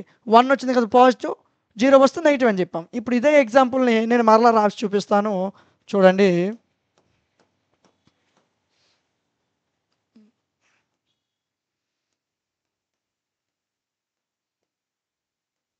ఇలా ఇచ్చాను. సో రైట్ సైడ్ నేను చేస్తూ వెళ్తున్నాను. ఇది మిగిలిపోయింది. ఈ రైట్ సైడ్ ఇది అప్పుడు మోస్ట్ సిగ్నిఫికెంట్ బిట్ అవుతుంది. ఇది అప్పుడు మీకు రైట్ సైడ్లో మోస్ట్ సిగ్నిఫికెంట్ బిట్ అవుతుంది. 0 వచ్చింది అంటే ఇది పాజిటివా నెగిటివా? నెగిటివ్. 1 వస్తే పాజిటివ్. ఓకేనా? సో ఇక్కడ left arithmetic shift, right arithmetic shift అర్థమైందా? లెఫ్ట్ అథమెటిక్ షిఫ్ట్ అంటే లెఫ్ట్ సైడ్ అన్ని షిఫ్ట్స్ అని వెళ్ళిపోతాయి. అక్కడ మిగిలిన దాన్ని బేస్ చేసుకుని అది పాజిటివా నెగిటివా చెప్తాం. ఇక్కడ రైట్ సైడ్కి వస్తే రైట్ సైడ్ మిగిలిన దాన్ని బేస్ చేసుకుని అది పాజిటివా నెగిటివా చెప్తాం. పర్పస్ ఏంటంటే ఎక్కడైనా అర్థమెటిక్ ఆపరేషన్స్ అంటే ఏంటి? డెసిమల్స్ అవి ఇవి చేస్తుంటాం. ఒక వాల్యూని మల్టిప్లై -3 ఇంటూ +5 అని అన్నప్పుడు ఏం రావాలి? -15 రావాలి. అలాంటప్పుడు ఇలాంటి arithmetic operations, sign in numbers such as multiplication కానీ డివిజన్ కానీ 2 పవర్స్ కానీ ఇలాంటివి ఏవైనా చేయాలి అనుకునేటప్పుడు ఈ షిఫ్ట్సే యూజ్ అవుతాయి అని చెప్పాడు. ఒక్క ఎగ్జాంపుల్ రాయని సరిపోతుంది. ఇది మీకు అర్థం అవడానికి చెప్పాను అంతే. ఓకేనా? సో ఇంకొక షిఫ్ట్ గురించి ఇప్పుడు నేర్చుకుందాం. ఇప్పుడు లాజికల్ నేర్చాం, అర్థమెటిక్ నేర్చాం. ఇప్పుడు సర్క్యులర్ షిఫ్ట్. సర్క్యులర్లో లెఫ్ట్ రైట్ 2 ఉంటాయి. ఇంతవరకు ఏదో ఒకటి మిగిలిపోయింది, సర్క్యులర్లో మిగలదు. ఇక్కడ ఇలా అనుకోండి, ఇక్కడ నెంబర్ మిగిలిపోయింది అనుకోండి. ఇది 3 బిట్ అండి. 3 బిట్ ఉంటుంది, 4 బిట్ ఉంటుంది, 7 బిట్ ఉంటుంది, 8 బిట్ ఉంటుంది. 3 బిట్లో ఒక నెంబర్ మిగిలిపోయింది అనుకోండి, ఆ నెంబర్ మరలా ఇక్కడికి వచ్చేస్తుంది. అంటే రొటేషన్ జరుగుతుంది. లేదు, నెంబరు ఇక్కడ మిగలకుండా ఇక్కడ మిగిలింది, అప్పుడు ఈ నెంబర్ ఇక్కడికి వచ్చేస్తుంది. సో ఈ విధంగా రొటేట్ అవుతుంది. సో దాన్నే సర్క్యులర్ షిఫ్ట్ అంటారు. దీని ఎగ్జాంపుల్లో మీకు ఇంకా బాగా ఎక్స్ప్లెయిన్ చేస్తాను, don't worry. Left circular shift, the bits at the left hand of the register are move to right hand. ఏం లేదు, బొమ్మ చూడు, ఇది లెఫ్ట్ హ్యాండ్, ఇదేనా ఎడం పక్క, మనకి ఎడం సైటేనే లెఫ్ట్ హ్యాండ్. ఇది లెఫ్ట్ హ్యాండ్లో మిగిలిపోయింది తిరిగి వచ్చి రైట్ హ్యాండ్లో వచ్చేస్తుంది. దీన్నే సర్క్యులర్ షిఫ్ట్ అంటారు. ఏంటి? దీన్నే సర్క్యులర్ షిఫ్ట్. ఏదైతే లెఫ్ట్ సైడ్ ఉన్న వాల్యూ మిగిలిపోయిందో ఇది లెఫ్ట్ సర్క్యులర్ షిఫ్ట్ అండి. లెఫ్ట్ సైడ్ ఉన్న వాల్యూ మిగిలిపోయి ఇక్కడికి వచ్చింది. రైట్ సర్క్యులర్ షిఫ్ట్ అన్నాను అనుకో, ఇక్కడ రైట్లో ఒక వాల్యూ మిగిలిపోతుంది, ఆ వాల్యూ ఇక్కడ లెఫ్ట్ సైడ్కి వస్తుంది. లెఫ్ట్ నుంచి రైట్కి, రైట్ నుంచి లెఫ్ట్కి. దాన్నే సర్క్యులర్ షిఫ్ట్ అంటారు. లెఫ్ట్ అనుకో, లెఫ్ట్లో ఒక బిట్ మిగిలిపోతుంది, అది రైట్ సైడ్కి మూవ్ అయిపోతుంది. సో ఈ విధంగా రొటేట్ అయ్యి రిజిస్టర్ యొక్క ఎఫెక్టివ్నెస్ను పెంచుతుంది. రైట్ సర్క్యులర్ షిఫ్ట్ అంటే రైట్ సైడ్ ఒకటి మిగిలిపోతుంది, ఆ మిగిలిపోయింది లెఫ్ట్ సైడ్కి మూవ్ అయిపోతుంది. సో సేమ్ మళ్ళీ అదే విధంగా రొటేట్ అవుతూ ఉంటుంది. దీని పర్పస్ ఏంటి అంటే బిట్ మ్యానిపులేషన్ టాస్క్. ఎప్పుడైతే బిట్స్ మ్యానిపులేట్ అవుతున్నాయో ఆ బిట్స్ లాస్ అవ్వకుండా, యాక్చువల్గా లాజికల్ షిఫ్ట్లో, అర్థమెటిక్ షిఫ్ట్లో మనం ఏమయ్యాం? బిట్స్ లాస్ అయిపోయాం. లాస్ లేదు, ఒక నెంబర్ మిగిలిపోయింది. కానీ సర్క్యులర్ అలా మిగలదు. అంటే బిట్స్ని ఇక్కడ లాస్ అవ్వము, అంటే వాటిని మరలా ఆపోజిట్లో రీఇంట్రడ్యూస్ చేస్తాము అని చెప్తూ వచ్చాడు. సో దీనికి సంబంధించిన పిక్చర్ని రాయండి. మీకు ఒక్కొక్క పిక్చర్లు ఇచ్చాను, లెఫ్ట్ షిఫ్ట్ మీద పిక్చర్లు ఇచ్చాను, రైట్ సైడ్ అంటే రివర్స్లో రాయడం అంతే. ఓకేనా? సో ఇంతే అండి, చాలా సింపుల్ క్వశ్చన్, ఏం కష్టమేం కాదు. 1-2 సార్లు ప్రాక్టీస్ చేయండి, ఈజీగా వచ్చేస్తుంది. What is the relation between input output interrupts? ఇది మీకు అర్థం అవ్వాలంటే ఒక చిన్న ఎగ్జాంపుల్. లేదు, సో మీరు బాగా చదువుకుంటారు, ఇంట్లో కూర్చొని తలుపు ప్లేసెస్ చదువుకుంటారు. కరెక్ట్గా అప్పుడే వచ్చాడు మీ ఫ్రెండ్, డోర్ బెల్ కొడతాడు అంటే ఏడ్ చేశాడు, నువ్వు చదువుతుందాన్ని ఇంటరప్ట్ చేశాడు, అంటే డిస్టర్బ్ చేశాడు. కరెక్ట్గా చదివినప్పుడు ఫోన్ చేస్తారు, ఆడుకుందామని, గేమ్ ఆడుకుందామని, అంటే ఏం చేశారు? డిస్టర్బ్ చేశాడు. దాన్నే ఇంటరప్ట్స్ అంటారు, అంతే. Okay? So input output interrupts మధ్యన రిలేషన్ చెప్పమన్నాడు. సరే చూద్దాం. Input output and interrupts is fundamental to how modern computer efficiently handle communication with the external device, keyboard, mic, printer, device. ఏం లేదండి, ఇన్పుట్ అవుట్పుట్ మరియు ఇంటరప్ట్స్ ఈ రెండింటి మధ్యన డిఫరెన్స్ని వాడికి అడిగాడు. ఇప్పుడు నేను కీబోర్డ్లో నేను ఆల్రెడీ CPU ఒక పని చేస్తుంది, CPUకి నేను వీడియో ఎడిటింగ్ చేయమని ఇచ్చాను, వీడియో ఎడిట్ చేస్తాను, ఎన్కోడింగ్ పెట్టాను, వీడియో ఎడిటింగ్ అవుతుంది. అదే టైంలో నేను ఇటు బ్రౌజర్కి వచ్చి DMT లాజిక్స్ యూట్యూబ్ ఛానల్ని సెర్చ్ చేస్తాను. అంటే ఏం చేస్తాను? ఇన్పుట్ ఇచ్చాను, అంటే కీబోర్డ్ మీద ఇన్పుట్ ఇచ్చాను, అంటే అదేం చేస్తుంది? చేస్తున్న పని నుంచి ఇంటరప్ట్ అవుతుంది. చేస్తున్న పని నుంచి అంటే అవతల ఎడిటింగ్ చేస్తుంది. ఇప్పుడు ఎడిటింగ్ చేస్తున్నప్పుడు నేను ఇంకొక పని ఇచ్చాను, క్రోమ్లోకి వెళ్ళి DMT లాజిక్స్ సెర్చ్ చేశాను, నా ఛానల్ ఎలా ఉందని చూసుకుంటాను. అంటే ఏం చేశాను? అది చేస్తున్న పనిని ఇంటరప్ట్ చేశాను. దాన్నే ఇన్పుట్ ఇంటరప్ట్ అని అంటారు. ఇన్పుట్ ఇవ్వడం వల్ల, కీబోర్డ్ నుంచి నేను ఇన్పుట్ ఇవ్వడం వల్ల అది CPU ఇంటరప్ట్ అయ్యింది అని చెప్తూ వచ్చాడు, అంతే. ఇన్పుట్ అవుట్పుట్ ఇంటరప్ట్స్ అంటే ఏం లేదు, అది ఆల్రెడీ ఒకదాన్ని హ్యాండిల్ చేస్తుంది. హ్యాండిల్ చేసేటప్పుడు ఏదైనా ఎక్స్టర్నల్ డివైస్, కీబోర్డు, మైకు, ఇలా ఎక్స్టర్నల్ డివైసెస్తో మనం అది చేస్తున్న పనిని ఇంటరప్ట్ చేస్తాం. ఓకేనా? What is input output? Input output అంటే ఏంటి? కమ్యూనికేషన్ రిఫర్ చేస్తుంది between A computer system and the out side world. అంటే ఏం లేదు, ఇన్పుట్ అవుట్పుట్ అంటే ఏంటి? నాకు రెడ్ షర్ట్ కొనుక్కోవాలనుకున్నాను. గూగుల్‌లోకి వెళ్ళి రెడ్ షర్ట్ కొట్టాను. అంటే నేను ఇన్పుట్ ఇచ్చాను. అది నాకు అవుట్‌పుట్ ఏం చూపిస్తది? అమెజాన్‌లో ఉంది, ఫ్లిప్‌కార్ట్‌లో ఉంది, మీషోలో ఉంది అని లింక్స్ చూపిస్తది. అది అవుట్‌పుట్. అంటే మా ఇద్దరికి మధ్యన రిలేషన్ అది. అంటే కంప్యూటర్ సిస్టమ్‌కి అవుట్ సైడ్ వాళ్ళకి మధ్యన ఒక చిన్న కమ్యూనికేషన్ లాంటిది అని చెప్తూ వచ్చాడండి. సో చూద్దాం. ఇన్పుట్ అంటే డేటా ఇవ్వడం. కీబోర్డ్‌తో గాని, మౌస్‌తో గాని నువ్వు డేటాని సిస్టమ్‌కి ఇచ్చావు. అవుట్‌పుట్ అంటే సిస్టమ్ నుంచి డేటా తీసుకున్నావు. ప్రింట్ చేసావు. లేదా నీకు సిస్టమ్ మీద డిస్‌ప్లే అవుతుంది రెడ్ షర్ట్. సో అదేంటి? అవుట్‌పుట్ నీకు కనిపిస్తుంది. నువ్వు గూగుల్‌లోకి వెళ్లి డీఎంటీ లాస్ అని సెర్చ్ చేసావు. అది ఇన్పుట్. అవుట్‌పుట్ ఏంటి? నా వెబ్‌సైట్ నీకు చూపిస్తుంది. అది అవుట్‌పుట్. ఓకే. నెక్స్ట్ ఇంటరప్ట్స్ అంటే ఏంటి? అంతే అండి. ఇందాక చెప్పాను కదా ఇంటరప్ట్స్. దాని గురించి మళ్ళా చెప్పాడు. ఇప్పుడు నేను ఇంట్లో కూర్చొని చదువుకుంటాను బాగా. నాయనా రేపు క్లాస్ ఉంది. పిల్లలకి క్లాస్ చెప్పాలని చదువుతున్నాను. అప్పుడే కరెక్ట్ మా ఫ్రెండ్ ఫోన్ చేశాడు. రా మామ బయటికి వెళ్దామని. రా బావ అలాగా ఏదో ఒకటి తినేసి వద్దామని. సో అంటే ఏం చేశాడు? నేను చేస్తున్న పనిని ఇంటరప్ట్ చేశాడు. అంటే ఫస్ట్ ఏం చేశాను? ఇంటరప్ట్ చేయడం వల్ల నేను చేస్తున్న పనిని ఆపేశాను. పాజెస్ ఇట్స్ కరెంట్ యాక్టివిటీ చేస్తున్న పనిని ఆపేసి దాన్ని సేవ్ చేశాను. ఎంతవరకు చేశానో ఇలా మార్క్ చేసుకున్నాను. సరే ఇంతవరకు చదివాను అటు నుంచి చదువుతానని మార్క్ చేసుకున్నాను. అంటే ఫస్ట్ ఏం చేశాను? పని ఆపేశాను. అటు ఫోన్ చేయగానే బావ బయటికి వెళ్దాం అనగానే పని ఆపేశాను. అంటే పాజ్ చేశాను. తర్వాత ఏం చేశాను? ఎంతవరకు మర్చిపోతాను కదా! మళ్ళీ అటు నుంచి ఎంతవరకు చదివాను గుర్తుండదు. మార్క్ చేసుకుని ఇంతవరకు చదివాను తర్వాత చదవాలని. సో అంటే సేవ్ చేశాను. తర్వాత ఏం చేశాను? ఒక ఫంక్షన్ ఎగ్జిక్యూట్ చేశాను. అంటే బయటికి వెళ్ళిపోయాను. సరే బాబు వచ్చేస్తానని చెప్పి ఫోన్ పట్టుకొని వెళ్ళిపోయాను. అంటే ఎగ్జిక్యూషన్ జరిగింది. ఆ తర్వాత సరే తినేసాము, మధ్యాహ్నం తినేసాము, ఇంటికి వచ్చేసాము. వచ్చిన తర్వాత ఏం చేశాను? మళ్ళీ నేను ఏదైతే పని వదిలేసానో ఆ పని స్టార్ట్ చేసుకున్నాను. అంటే రెజ్యూమ్ చేశాను. ఏదైతే యాక్టివిటీ ఉండిపోయిందో దాన్ని రెజ్యూమ్ చేశాను. అంతేనన్న. ఇంటరప్ట్స్ అంటే ఇంతే. ఓకే. సో ప్రాసెసర్కి ఒక సిగ్నల్ సెండ్ చేస్తుంది. హార్డ్వేర్కి సాఫ్ట్వేరు వీళ్ళిద్దరూ వాటి అవసరాలను బట్టి ఇమీడియట్ ఇంటెన్షన్ బట్టి ఒక సిగ్నల్ ఫార్వర్డ్ చేస్తుంది. దాన్నే ఇంటరప్ట్ అంటారు. ఓకేనా? ఇంటరప్ట్ మీకు బాగా అర్థమైందా? నేను క్లాస్ కోసం ప్రిపేర్ అవుతున్నాను. మా ఫ్రెండ్ వచ్చాడు. బాబా భోజనంకి వెళ్దాం అన్నాడు. సో అంటే ఏం చేశాడు? ఇంటరప్ట్ చేశాడు. అప్పుడు నేను ఏం చేశాను? నేను ఎంతవరకు పని చేశాను ఆ పని ఆపేశాను. అంటే పాజ్ చేశాను. తర్వాత ఏం చేశాను? మరలా నాకు గుర్తుండదని చెప్పి ఎంతవరకు రాశాను అది మార్క్ చేసుకున్నాను. అప్పుడు నేను మరలా ఎగ్జిక్యూషన్ వెళ్ళాను. అంటే బయటికి వెళ్ళిపోయాను ఫుడ్ తినడానికి. మళ్ళీ అటు నుంచి వచ్చి ఆ పని మళ్ళీ రెజ్యూమ్ చేశాను. అంతే 4 స్టెప్స్. నెక్స్ట్ ఇన్పుట్ అవుట్పుట్కి ఇంటరప్ట్స్కి మధ్య రిలేషన్ని చూద్దాం. Instead of constantly checking, constant checking అంటే పోలింగ్ అంటారండి. If A device is ready for input are output, ఒక డివైస్ ఇన్పుట్ కానీ అవుట్పుట్ ఇవ్వడానికి కానీ రెడీగా ఉంది. అలా ఉండడం వల్ల సిపియు టైం ఏమవుతుంది? వేస్ట్ అవుతుంది. అప్పుడు ఇంటరప్ట్ జరుగుతుంది. సో ఇప్పుడు నేను నా ఫోన్ స్విచ్ ఆఫ్లో పెట్టాను. నాకు ఫోన్ చేయగలడు మా ఫ్రెండ్. చదువుతున్నప్పుడు ఫోన్ స్విచ్ ఆఫ్లో పెట్టాను. నాకు ఫోన్ చేయగలరేటి అంటే నేను చేస్తున్న పని ఇంటరప్ట్ అవ్వదు. ఇక్కడ ఏం జరుగుతుందంటే నేను సిస్టమ్కి వీడియో ఎడిటింగ్ చేయమని ఒక పని ఇచ్చాను. అంటే సిపియు దాని మీద పని చేస్తుంది. కానీ ఇటు నుంచి క్రోమ్లోకి వచ్చి డిఎంటీ లాజిక్స్ అని కొడుతున్నాను నేను. అంటే ఆ పని ఏమవుతుంది? ఇంటరప్ట్ అవుతుంది అని చెప్తూ వచ్చాడు. సో అంటే ఇన్పుట్ కానీ అవుట్పుట్ డివైసెస్ యూజ్ చేస్తే సిపియుని ఇంటరప్ట్ చేయడం, అది ఈ రెండింటి మధ్య రిలేషన్. ఇన్పుట్ అవుట్పుట్ డివైస్ రెడీగా ఉంది. అది ఆ సిపియుకి ఇంటరప్ట్ని సెండ్ చేసింది. ఆ సిపియుకి ఇంటరప్ట్ని సెండ్ చేసింది అనుకుందాం.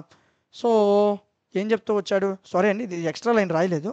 ఇన్పుట్ అవుట్పుట్ డివైస్ రెడీగా ఉన్నాయి. అంటే నువ్వు కీబోర్డ్ మీదకి వెళ్ళి డిఎంటీ అని సెర్చ్ చేస్తావు, నొక్కావు, డిఎంటీ అని నొక్కావు. సో ప్రెస్ చేసావు. అప్పుడు ఆటోమేటికల్గా అక్కడ ఏమవుతుంది? సిపియుకి సిగ్నల్ వెళ్ళిపోయి అది నా వెబ్సైట్ నీకు చూపిస్తుంది. అంటే సిపియు ఏమైంది? ఇంటరప్ట్ అయింది. చెప్పిందే మరలా చెప్తున్నాడు. అంతే, అంతకుమించి ఏం లేదు. పెర్ఫార్మెన్స్ అనేది పెరుగుతుంది. ఇంటరప్ట్ డ్రివెన్ అంటే చెప్పాను కదా. సో ఫోన్ స్విచ్ ఆఫే చేస్తాను. అప్పుడు ఇంటరప్ట్ అవుతానే నేను ఇంటరప్ట్ అవును. ఇక్కడ ఈ ఇన్పుట్ అవుట్పుట్ ఇంటరప్ట్స్లో నెత్తి వచ్చేస్తుంది. ఇంటరప్ట్ డ్రివెన్ అని ఒకటి ఉంటుంది. ఇది ఏం చేస్తుందంటే సిపియు ఇంకో పని చేసినప్పుడు ఆ పని అయ్యాక అది ఎప్పుడు ఖాళీగా ఉంటే అప్పుడే రెస్పాండ్ అవుతుంది. దీనికి ఏది హెల్ప్ అవుతుంది? ఇంటరప్ట్ డ్రివెన్ అనే ఒకటి దీనికి హెల్ప్ అవుతుంది. ఇది ఏం చేస్తుందంటే ఒక పని చేస్తున్నావు, ఆ పని అయ్యాక చెప్తాను బాబా ఒక అరగంట చదువుతాను బాబా డిస్టర్బ్ చేయకంటే అరగంట తర్వాత నాకు ఫోన్ చేశాడు. అంటే ఏం చేశాడు? నన్ను ఇంటరప్ట్ చేయలేదు. ఓకేనా? సో అంటే నాకు ఎప్పుడు అవసరం అప్పుడే నేను రెస్పాండ్ అయ్యాను. అంటే ఫోన్ స్విచ్ ఆఫ్ చేస్తాను. నా వర్క్ అయిపోయిన తర్వాత ఫోన్ స్విచ్ ఆన్ చేశాను. కాల్ వచ్చింది, మళ్ళీ ఫోన్ చేశాను. ఏమైనా ఫోన్ చేస్తామని. సో బాబా బయటికి వెళ్దాం అన్నాడు. సో బయటికి వెళ్ళిపోయాను నేను. అంటే ఏంటి? నా వర్క్ ఇంటరప్ట్ అవ్వలే. అంటే ఇంటరప్ట్ డ్రివెన్ అనేది నాలో ఉందనుకుందాం. ఉంటే నా వర్క్ ఇంటరప్ట్ అవ్వదు, నాకు ఎప్పుడు అవసరం అప్పుడే రెస్పాండ్ అవుతుంది. అది ఫస్ట్ పాయింట్. రెండోది, పోలింగ్ కన్నా ఇది చాలా ఎఫిషియెంట్గా పనిచేస్తుంది. ఇంటరప్ట్ డ్రివెన్ అనేది సిపియు అనేది రిపీటెడ్గా చెక్ చేసుకుంటుంది ఆ డివైస్ యొక్క స్టేటస్ని అని చెప్తూ వచ్చాడండి. సో దీనికి కొన్ని ఎగ్జాంపుల్స్ ఇచ్చాడు. కీబోర్డ్ మీద ఒక కీని నేను ప్రెస్ చేశాను, బి అనే కీని ప్రెస్ చేశాను. ఆ కీవర్డ్ ఏం చెప్తుంది, సిపియుకి ఇంటరప్ట్ని సెండ్ చేస్తుంది. అరే బాబు కీబోర్డ్ మీద బి అని సెట్ చేశారా అని చెప్తుంది సిపియుకి. అప్పుడు సిపియు చేస్తున్న పనిని ఆపేసి, అది మనకు తెలియదు, సార్ వర్క్ అయిపోతుంది కదా సార్, యువతలు నేను ఇది బ్రౌజ్ చేసేస్తాను, అవతల యూట్యూబ్ చూసేస్తాను అన్ని నీకు అన్నీ కనబడతాయి. కానీ సిపియు ఒక పనిని మిల్లీ సెకండ్స్లో ఆపేసి ఇంకొక పనిని స్టార్ట్ చేస్తుంది. ఓకేనా, సిపియు ఆగుతుంది, ఏది పని చేస్తుంది ఆ పనిని ఆపి ఈ కీబోర్డ్ నుంచి ఒక కీ ఇచ్చావు కదా దాన్ని రన్ చేస్తుంది. సో ఈ ఐఎస్ఆర్ అని ఉంటుంది కీబోర్డ్కి సంబంధించి. ఈ ఐఎస్ఆర్ అనేది నువ్వు ఏ కీ ఇచ్చావో దాన్ని రీడ్ చేసి దాన్ని స్టోర్ చేస్తుంది. సో స్టోర్ చేశాక ఆ తర్వాత మరలా ఏ పని అయితే ఆపావో ఆ పని మరలా స్టార్ట్ అయిపోతుంది. సో ఈ విధంగా ఒక ఎగ్జాంపుల్ని ఇచ్చాడు. సో చాలా సింపుల్ క్వశ్చన్ అండి, 1-2 సార్లు ప్రాక్టీస్ చేయండి వచ్చేస్తుంది. సరదాగా ఒక కథ విన్నట్టు గుర్తుపెట్టుకోండి, అలాగైతే బాగుంటుంది కంప్యూటర్స్. ఓకేనా. Next important question, computer registers అంటే ఏంటి? ఏంటి కంప్యూటర్ రిజిస్టర్స్ అంటే ఏంటి? The number of register varies among computers. Typical registers found in most computers. ఏం లేదండి, కంప్యూటర్స్లో చాలా రిజిస్టర్స్ ఉంటాయి. టిపికల్గా కొన్ని రిజిస్టర్స్ మనం ఇప్పుడు చెప్పుకుందాం. ఫస్ట్ మెమరీ అడ్రస్ రిజిస్టర్, మ్యార్ అంటే ఇది ఏం చేస్తుందంటే ఒక మెమరీ లొకేషన్ యొక్క అడ్రస్, ఏదైతే డేటా ఎక్కడైతే యాక్సెస్ చేస్తామో ఆ అడ్రస్ అనేది తీసుకొని డేటాని స్టోర్ చేస్తుంది. మెమరీ అడ్రస్ రిజిస్టర్ అంటే ఒక స్పెసిఫిక్ అడ్రస్, మెమరీ లొకేషన్ సంబంధించిన ఒక స్పెసిఫిక్ అడ్రస్, డేటా ఎక్కడైతే యాక్సెస్ చేయాలో, డేటా ఎక్కడైతే స్టోర్ చేయాలో దానికి సంబంధించిన ఒక స్పెసిఫిక్ అడ్రస్ని దాన్ని మెమరీ అడ్రస్ రిజిస్టర్ అంటారు. ఆ స్పెసిఫిక్ అడ్రస్ని ఈ రిజిస్టర్ స్టోర్ చేస్తుంది. Okay. Next memory buffer register. Data అనేది ఎక్కడి నుంచి రిసీవ్ చేసుకుంటుందో, డేటాని ఎక్కడి నుంచి రైట్ చేస్తుందో దాన్ని సేవ్ చేస్తుంది, అంటే దాన్ని స్టోర్ చేస్తుంది. స్టోర్ చేయడం అన్న సేవ్ చేయడం అన్న ఒకటి. ఓకే. సో ఫస్ట్ది ఏంటంటే, సో డేటా ఎక్కడుందో ఒక మెమరీ లొకేషన్, డేటా ఎక్కడైతే నువ్వు యాక్సెస్ చేయాలో, డేటా ఎక్కడైతే స్టోర్ చేయాలో దాని యొక్క లొకేషన్ని, దాని యొక్క అడ్రస్ని చెప్పేదే మెమరీ అడ్రస్ రిజిస్టర్. రెండోది మెమరీ బఫర్ రిజిస్టర్ అంటే డేటాని నువ్వు ఒకరి దగ్గర నుంచి రిసీవ్ చేసుకున్నావు, ఆ రిసీవ్ చేసుకున్న డేటాని ఎక్కడ పెట్టాలి, రిసీవ్ చేసుకున్న డేటాని ఎక్కడ పెట్టాలో చెప్పేదే memory buffer register. Next program counter అంటే ఇన్స్ట్రక్షన్స్ని ట్రాక్ చేస్తూ ఉంటుంది, దేని తర్వాత ఏది అవ్వాలి, executed next after the execution, ఒక పని తర్వాత ఒక పని, ఒక పని తర్వాత ఒక పని, ఒక పని తర్వాత ఒక పని, ఏది అవ్వాలి ఈ మొత్తాన్ని చూసేదే ప్రోగ్రామ్ కౌంటర్. ఇప్పుడు ఏ పని అవుతుంది, తర్వాత ఏ పని అవ్వాలి, ఇప్పుడు ఏ ఇన్స్ట్రక్షన్ అవుతుంది తర్వాత ఏ ఇన్స్ట్రక్షన్ అవ్వాలి, ఇది చూసేదే ప్రోగ్రామ్ కౌంటర్. నెక్స్ట్ అక్యుములేటర్, ఇది అర్థమెటిక్ లాజిక్ యూనిట్తో ఇంటరాక్ట్ అయ్యి ఇన్పుట్ అవుట్పుట్ ఏదైతే ఇస్తామో దాన్ని స్టోర్ చేస్తుంది. ఈ రిజిస్టర్ అనేది ఇనీషియల్ డేటాని హోల్డ్ చేస్తుంది, ఆ తర్వాత ఇంటర్మీడియట్ రిజల్ట్స్, ఫైనల్ రిజల్ట్స్ చేస్తుంది. అంటే నువ్వు డేటా ఇవ్వగానే సిపియు పనిచేస్తుంది, యాక్యుములేటర్ నువ్వు ఇచ్చిన డేటాని స్టోర్ చేసి దాని ఇనీషియల్ డేటాని ఆపరేట్ చేసి ఫైనల్ రిజల్ట్స్ నీకు ప్రాసెస్ చేసి చూపిస్తుంది. ఇది అర్థమెటిక్ లాజిక్ యూనిట్. మీరు ఏదైనా మ్యాథ్స్ ప్రాబ్లమ్స్ చేసేటప్పుడు ఈ పని జరుగుతుంది. నెక్స్ట్ ఇన్స్ట్రక్షన్ రిజిస్టర్, లోపల ఎంత పని జరుగుతుంది, మనకి బయటికి సింపుల్గా ఉంటుంది, యూట్యూబ్లోకి వెళ్ళి ఏ వీడియో కావాలంటే ఆ వీడియో చూస్తాం, కానీ లోపల ఎంత పనులు జరుగుతుంటాయి, ఒక సిస్టంలో అయినా ఒక మొబైల్లో కూడా అన్ని పనులు జరుగుతుంటాయి. ఇన్స్ట్రక్షన్ రిజిస్టర్, ఈ ఇన్స్ట్రక్షన్స్ అనేవి ఐఆర్లో రిజిస్టర్ అవుతాయి. అంటే ఇన్స్ట్రక్షన్ రిజిస్టర్లో బిఫోర్ దర్ ఎగ్జిక్యూషన్ అవ్వకముందు ఇన్స్ట్రక్షన్స్ ఉంటాయి. నువ్వు కంపెనీలో జాయిన్ అవ్వకముందు కొన్ని టర్మ్స్ అండ్ కండిషన్స్ ఉంటాయి, ఇది చేయాలి, ఇలా చేయాలి, ఈ టైంకి రావాలి, ఈ టైంకి వెళ్ళాలి, కొన్ని ఇన్స్ట్రక్షన్స్ ఉంటాయి. అలాగే ఈ ఐఆర్ రిజిస్టర్ నువ్వు ఎగ్జిక్యూషన్ అవ్వకముందు ఈ రిజిస్టర్లో కొన్ని ఇన్స్ట్రక్షన్స్ ఉంటాయి. ఇన్స్ట్రక్షన్ రిజిస్టర్ ఏం చేస్తుంది, కరెంట్ ఇన్స్ట్రక్షన్ హోల్డ్ చేసి అది ఎప్పుడు ఎగ్జిక్యూట్ అవ్వాలో చెప్తుంది. ఓకేనా. సో ఇంతేనా, ఏం లేదు, ఇవి ఒక 3 పాయింట్లు, ఇవి ఒక 2 పాయింట్లు, 5 పాయింట్లు, ఇది 5 మార్క్స్ రావడానికి అవకాశం ఉంటుంది. చాలా చిన్న క్వశ్చన్ అండి. ఓకే, 1-2 సార్లు చదవండి, ఎగ్జాంపుల్తో కలిపి రాస్తే ఎగ్జామ్లో మంచి మార్క్స్ వస్తాయి. ఇంతే ఫస్ట్ యూనిట్, 1-2 సార్లు ప్రిపేర్ అవ్వండి సరిపోతుంది. సో నెక్స్ట్ యూనిట్లో మనం మరలా కలుద్దాం. Thank you.